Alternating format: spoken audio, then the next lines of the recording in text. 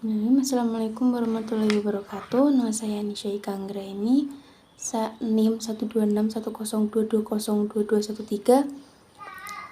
Di sini saya akan memberikan jawaban atas tugas dari Qawaid tentang kaidah-kaidah Qawaid yang tujuan untuk melaksanakan UAS. Pertama adalah Qawaid. Qawaid adalah konsep kaidah fikih. Qawaid sendiri adalah merupakan bentuk jamak dari kata kaidah, sedangkan fikih adalah ilmu yang menerangkan hukum syara yang amaliyah diambil dari dalil-dalilnya. Yang pertama adalah kaidah al-umuru bimaqasidah dengan hadis riwayat. Kaidah ini menerangkan tentang niat. Hadis riwayat Al-Nasai dan dari Abi Dzar yang berbunyi, barang siapa yang tidur berniat sholat malam, kemudian dia tertidur sampai subuh, maka ditulis baginya pahala sesuai dengan niatnya. Contohnya, jika kita akan melakukan sholat malam, jika kita sudah berniat tetapi kita ketiduran, maka pahala tetap ada meskipun kita tidak melaksanakan sholat malam karena tertidur. Yang kedua adalah kaidah al-yaqinu la yuzalu bil asyak. Kaidah ini menjelaskan tentang keyakinan yang tidak ada keraguan. Kaidah ada hadis yang berbunyi, apa yang yakin bisa hilang karena adanya bukti yang meyakinkan. Contoh, kita berpraduga tidak bersalah kepada seseorang, tetapi ternyata orang tersebut melakukan kesalahan, maka orang tersebut bersalah dan harus dihukum. Yang ketiga adalah kaidah al-musyakharah tajlabu al-tafsir. Kaidah ini adalah untuk pengembangan cakupan suatu hukum, contoh khilaf di aula. Ada hadis yang berbunyi, dan puasamu lebih baik bagimu jika kamu mengetahui. Contoh maksud hadis ini adalah kebolehan membatalkan puasa bagi musafir di mana ia masih mampu untuk berpuasa dan tidak berbahaya bagi dirinya sendiri.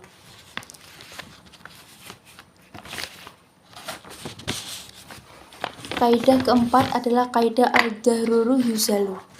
Kaidah ini menjelaskan tentang sesuatu yang turun tanpa ada yang menahannya.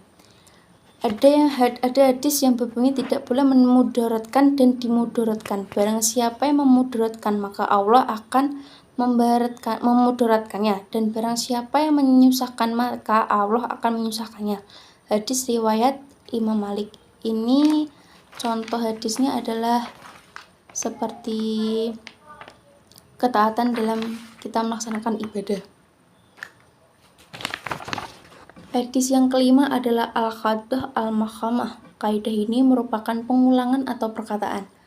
Hukum itu dengan yang biasa terjadi, bukan jarang yang terjadi. Contoh, menetapkan hukum mahar perkawinan, namun tidak ada kejelasan berapa banyak ketentuan mahar, maka dengan kebiasaan. Contohnya adalah ketika kita membayar mahar tetapi tidak ada kejelasan, maka kita bisa membayar mahar dengan kebiasaan adat di sekitar kita. Kaidah keenam adalah tasfikul imami al-royati manuto bil muslahati. Kaidah ini adalah mengungkapkan kaidah tentang tindakan atau kebijakan.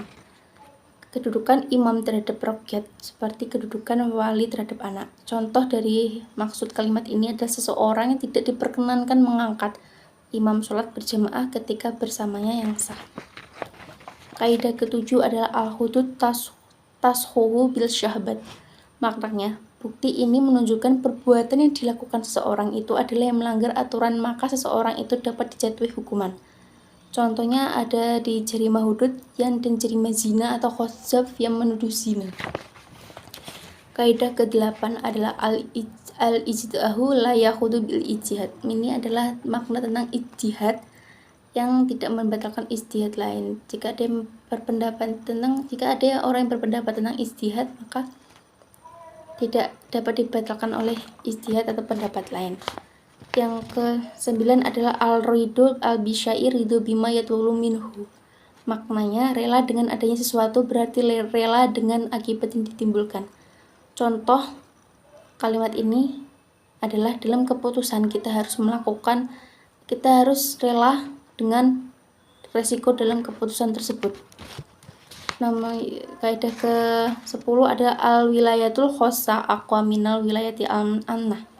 Kekuasaan khusus itu lebih kuat daripada kekuasaan umum. Kaidah ke-11 man istajala syai'an qabla aswani ukhiba bi harminihi.